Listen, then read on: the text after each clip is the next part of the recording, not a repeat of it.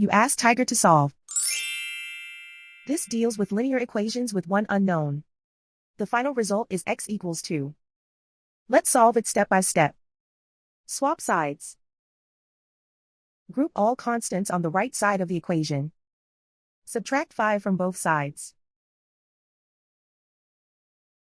Simplify the arithmetic.